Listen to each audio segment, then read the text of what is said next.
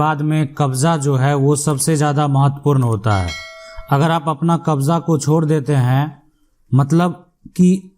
कब्जा आप अपना मान लेते हैं किसी दूसरी की प्रॉपर्टी है, लेकिन आपका कब्जा जो है वो हाथ से अगर चला गया तो फिर आप उसको कभी प्रूफ ही नहीं कर पाएंगे।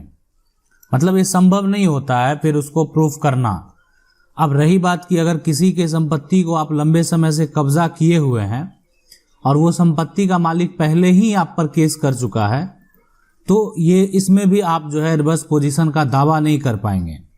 अगर आप किसी संपत्ति को पहले से कब्जा किए हुए हैं लेकिन संपत्ति का मालिक जो है किसी प्रकार का जो है केस फाइल नहीं किया है, आप उसमें लंबे समय से रह रहे हैं या कोई अन्य कार्य कर रहे हैं,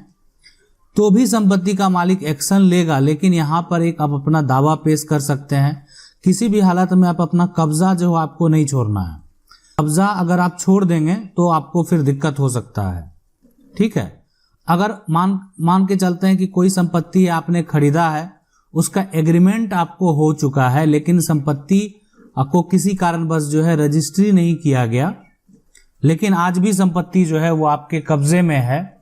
ठीक है, आप कब्जे में, लेकिन उस एग्रीमेंट के आधार पे आप भी मालिकाना हक का दावा पेश कर सकते हैं। तो आज जो सवाल यही है कि अगर आप लंबे समय तक किसी भी की प्रॉपर्टी को कब्जा किए हुए हैं और वो समय जो है वो 12 साल से अगर अधिक है, तो वो संपत्ति का मालिक आपको आके नहीं हटा सकता है। अब इनका सवाल जो ब्रजेश कुमार जी पूछ रहे हैं, ये कह रहे हैं कि सर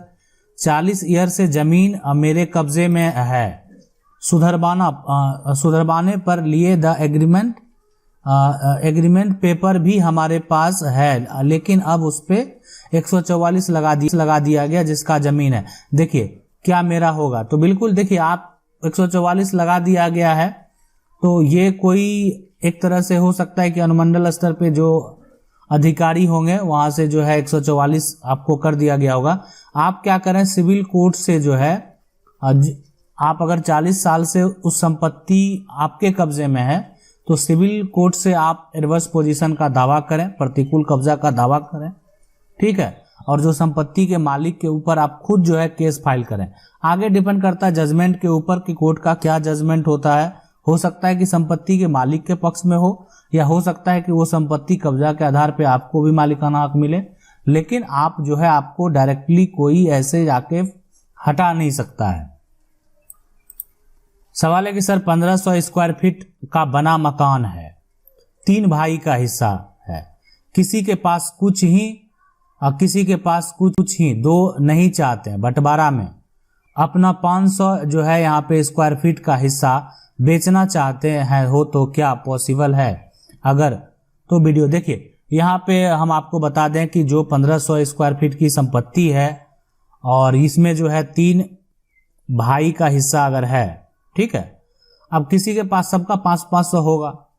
अब अगर वो बेचना चाहता है तो कोई अन्य पर्सन को ना बेच के जो है अपने जो परिवार के लोग हैं उन्हीं को बेचे, जो और 2 भाई हैं उन्हीं को वो संपत्ति बेचे। अगर कोई अन्य को बेचता है तो यहाँ भी हम एक बताए हुए सुप्रीम कोर्ट का जजमेंट है। ठीक है, आप जजमेंट में जाके देख सकते हैं। जजमेंट में सुप्रीम कोर्ट का जजमेंट हुआ था कि अगर आप कोई भी ऐसी संपत्ति है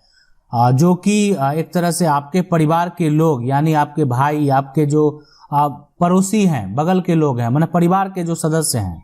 अगर कोई संपत्ति पैतृक संपत्ति है तो वो अगर लेने को राजी है वो संपत्ति, तो पहले आपको वही देना होगा, लेकिन कीमत भी वही होना चाहिए, जो कि एक तरह से ऐसा नहीं कि आपके परिवार के लोग कम कीमत में कोई अन्य आपको ज्यादा कीमत दे रहा है तो आप उसके लिए स्वतंत्र हैं।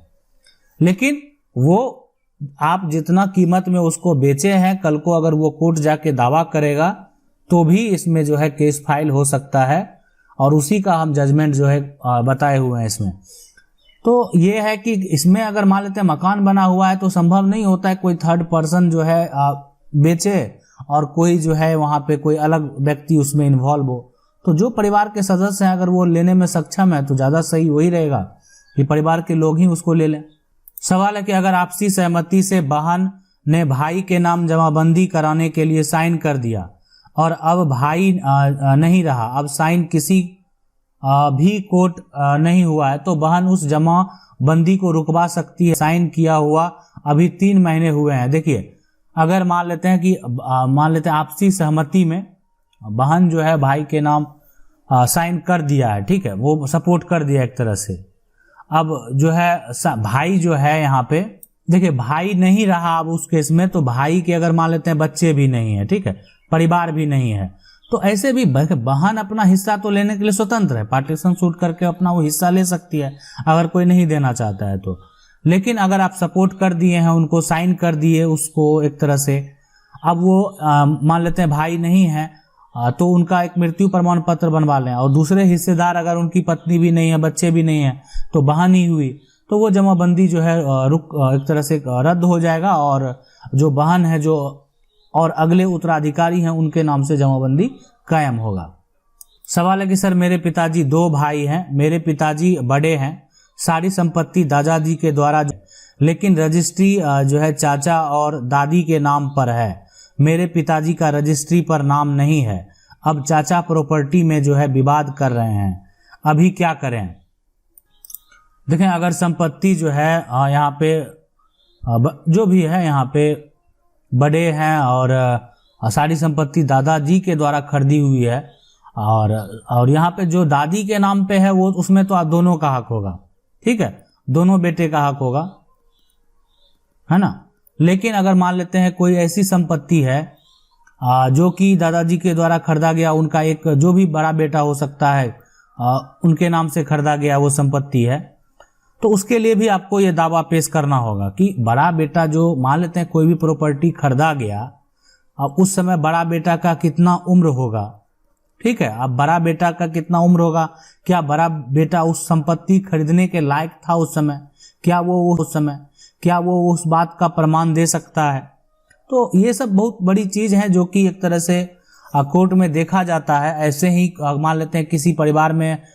ठीक है, वो गार्जियन समान होते हैं बड़े भाई, इसीलिए बड़े भाई के नाम से अगर कोई भी संपत्ति होती है तो उसमें छोटे का अधिकार होता है। तो अगर वो विवाद कर रहे हैं, ठीक है, अभी उनको लालच हो रहा होगा कि ये संपत्ति तो हमारे नाम पे है तो हम ये देने वाले हैं नहीं, तो इसीलिए अब जो है, इसलिए आप कोर्ट में जो है टाइटल सूट आपका दावा पेश करेंगे तो वो संपत्ति जो है आप हासिल कर पाएंगे। तो आप सिविल न्यायालय के किसी वकील से संपर्क कीजिए और वहां पे जो है जो टाइटल सूट है उनके ऊपर कीजिए, ताकि अगर संपत्ति में आपको मालिकाना हक जो है वो प्राप्त नहीं हो रहा है तो। सवाल है कि बेटियों को अपने माँ बाप के इलाज और सेवा के लिए खर्च देना चाहिए, जब हिस्सा में बराबरी चाहिए तो हर दुख सुख में बराबरी का भागीदार होनी चाहिए। इस नियम से आज हर घर में झगड़ा लगा हुआ है, सरकार को कोई इसका विकल्प निकालना चाहिए। देखिए, बिल्कुल झगड़ा क्यों लगेगा, आप जब बेटे जो हैं उनको, बेटा जो है आपका ऊपर वाला जो स्टेटमेंट है वो बिल्कुल सही है कि जो एक तरह से जो काम आज बेटा कर रहा है वो काम बेटी भी कर सकती है, जितना उनसे हो सकता है, ताकि जो माँ बाप का इलाज है जो भी है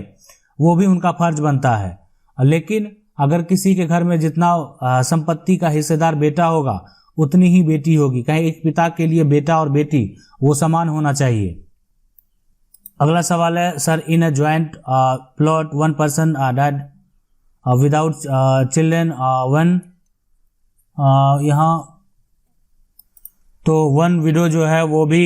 मतलब मर चुकी है विदाउट चिल्ड्रन, 1 और जो है एक तरह से widows daughter in a part, तो ठीक है, डॉटर है, बेटी है, तो अगर मान लेते हैं कि उसमें अगर उनकी बेटी है,